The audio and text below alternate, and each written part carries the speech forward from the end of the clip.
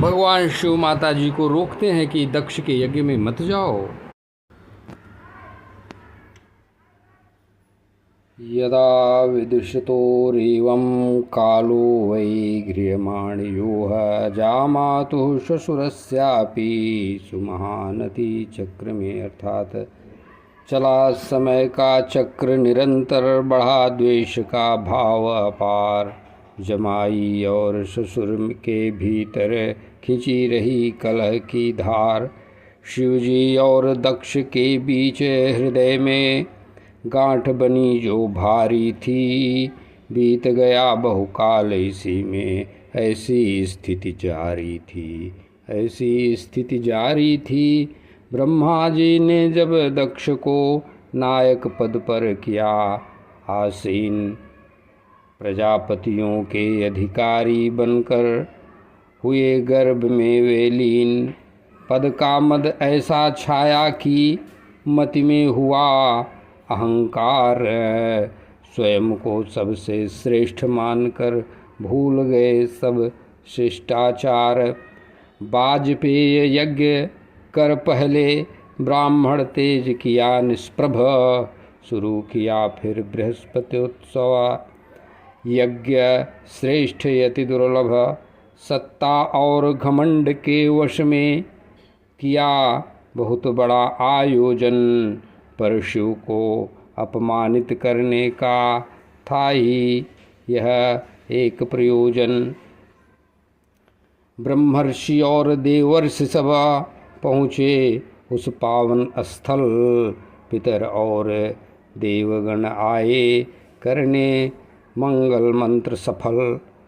सबने मिलकर स्वस्ति वाचन और सविधि सत्कार किया, अपनी पत्नियों के संग सबने उस उत्सव में भाग लिया। श्री राम जय राम। नभमंडल में सुना सती ने देवों का कलनाद मधुर, पिता द्वार पर महायज्ञ का सज रहा है प्रचुर उत्सव प्रचुर। गगन मार्ग से विमान जाते उपदेवों की ललनाएं, सुंदर वसन सुवर्ण कंठ शोभित हैं जिनकी कायाएं। चपल नैनों वाली वे सुंदर कुंडल पहने कान में, चले पिता के यज्ञ हेतु वे मग्न हर्ष और गान में। देखो ने तब शिव प्रिया ने पति से अपना मोह कहा, दर्शन की व्याकुलता जागी मन न अब शांत हो रहा। सती जी बोली, हे प्राणनाथ सुनिए अब विनती मेरी, हे प्राणनाथ कृपया अब सुनिए विनती मेरी। पिता आपके दक्ष प्रजापति कर रहे हैं यज्ञ तैयारी। पिताजी दक्ष प्रजापति जी कर रहे यज्ञ की तैयारी। देववृंद सब जा रहे वहाँ उत्सव में सम्मिलित होने, इच्छा है मेरी भी स्वामी उन क्षणों को न खोएं। बहनें मेरी भी आएंगी अपने अपने कांत संग, सगे संबंधी मिलेंगे सब बढ़ेगा हर्ष और उमंग। चाह रही हूँ मैं भी भगवन संग आपके वहाँ चलूँ, भेंट उपहार पिता ने रखे उन्हें स्नेह से ग्रहण करूं। देखूंगी निज मात पिता को बहनों का वह प्रेम मिलन, मौसियों का वात्सल्य और सखियों का वह वह मृदु वचन। ऋषि मुनियों के मंत्र गूंजते यज्ञ ध्वजा लहराती हो। अति आतुर है हृदय हमारा जहाँ भक्ति बरसाती हो। यद्यपि यह संसार जगत माया का है एक खेल, तीन गुणों से निर्मित है दिखता है अचरज का मेल। पर मैं तो एक अबला नारी मोह त्याग ना पाऊंगी। पर मैं तो एक अबला नारी मोह त्याग मैं पाती हूँ। अपनी जन्मभूमि को देखने दीन भाव से आती हूँ। श्री राम जय राम जय जय राम। देखो स्वामी अन्य स्त्रियां सज धज कर सब जाती हैं। पतियों के संग विमानों में वे सुखद गान को गाती हैं। श्वेत हंस से धवल विमान नभमंडल में छाए हैं। कंठ नील वे उत्सव के शुभ संदेशाए लाए हैं। शुभ संदेशाए लाए हैं। सुनकर चर्चा पिता यज्ञ की सुता हृदय अकुलाए। बिना बुलाए भी पुत्री को, बिना बुलाए भी पुत्री पिता भवन में सुख पाए। मित्र गुरु और जन्मदाता के घर जाने में क्या है बाधा। बिना निमंत्रण जा सकती हूँ यही हृदय में है साधा। अतः कृपालु प्रसन्न होइए पूर्ण करें ये अभिलाषा। मुझ दीना पर दया दिखाएं यही एक है अब आशा। अर्धांगिनी बनाया मुझको अपना अंग दिया है। अब जाने की आज्ञा देकर कीजिए सफल ही आए। प्रिय सती के वचन सुनकर भोले शिव मुस्काए। पर अंतर मन में वे दुखद कटु अनुभव भी याद आए। दक्षराज ने भरी सभा में जो बाणों से बेंधा था, जो बाणों से बेंधा था, वह मर्म भेदी अपमान सदैव महादेव जी को याद अभी भी था। बोले महादेव जी, हे कल्याणी सत्य कहा है तुमने। हे कल्याणी यह सत्य ही कहा है तुमने। बिन बुलाए जा सकते हैं बंधु बांधवों के भवन में। पर यह नियम तभी उचित है जब न हो मन में कोई खोट। जहाँ न ईर्ष्या द्वेष भरा हो और न हो अपमान की चोट।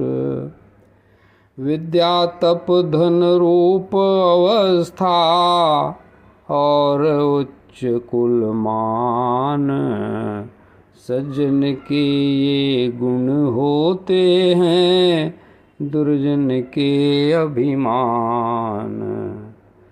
मद में अंधे होकर जो निज विवेक को खोते हैं, जो निज विवेक को खोते। अरे महापुरुष के गौरव को वे कभी प्राप्त न होते, वे कभी प्राप्त न होते। जिनके मन में दोष भरा हो, कुटिल बुद्धि जो हो रखते, वे अपने ही स्वजनों को भी शत्रु भाव से लख सकते। उग्र दृष्टि और चढ़ी भ्रिकुटियाँ, क्रोध भरा व्यवहार, उनके घर जाना मुश्किल है, जहाँ न हो सत्कार। शत्रु के तीखे बाणों से तन विध जाए तो सो सह लें, किंतु स्वजन की कड़वी वाणी मर्म घात को जो ऐसे बोलें। दिन रात जलाती हृदय को कुवाच की ज्वाला, अपनों की कटु उक्ति है, जैसे विष का प्याला, जैसे कड़वे विष का प्याला। श्री राम।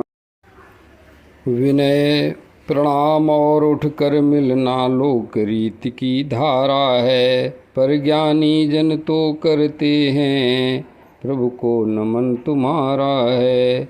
हम शरीर को नहीं बल्कि अंतर्यामी को नमते हैं, जो वासुदेव सबके भीतर हैं, उनको ही हम भजते हैं।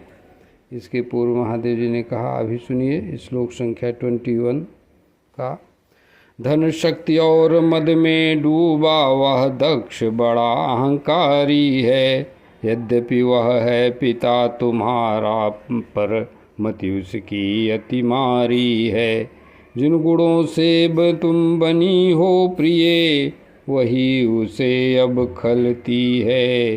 ईर्ष्या की अग्नि उसके मन में पल पल रह रह जलती है। जिसे देख दूसरे की उन्नति जो मन में अति घबराए, वह असुर समान है जग में, जो उसमें सुख ना पाए। जैसे हरि से द्वेष करे कोई नीच असुर अभिमानी, वैसा ही व्यवहार करे वह तुमसे वो कल्याणी। प्रणाम विनय और उठ कर मिलना लोक रीति की धारा है, पर ज्ञानी जन तो कहते, प्रभु को नमन हमारा है। हम शरीर को नहीं बल्कि अंतर्यामी को नमते हैं, जो वासुदेव सबके भीतर हैं, उनको ही हम भजते हैं। ये 22 श्लोक का निवेदन है। 23 का सुनिए। विशुद्ध सत्व ही वसुदेव है, जहाँ प्रभु का वास है।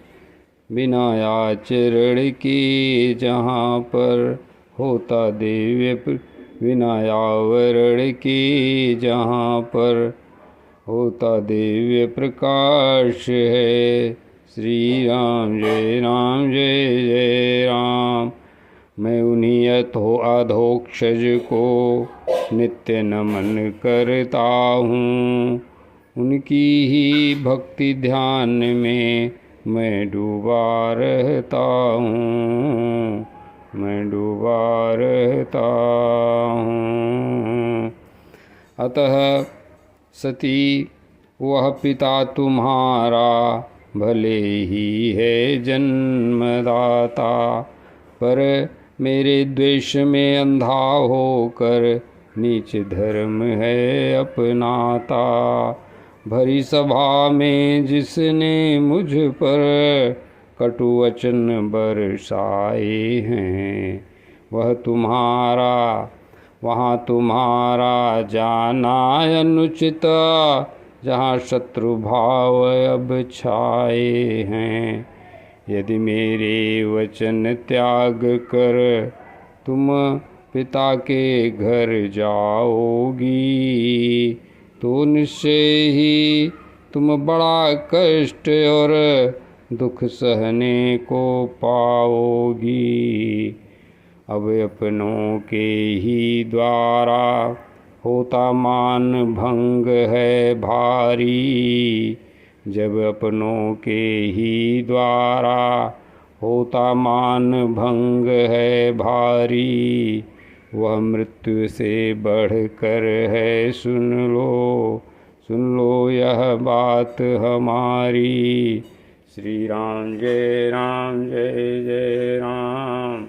इस प्रकार पिता दक्ष के यज्ञ में जाने के लिए सती जी ने जो निवेदन किया भगवान महादेव जी से, भगवान महादेव जी ने उस पे अपनी संस्तुति नहीं व्यक्त की, बल्कि माता सती जी को रोकने का प्रयास किया। श्री राम। इस प्रकार ये चतुर्थ स्कंध का तृतीय अध्याय है उपरोक्त। श्री राम जय जय राम।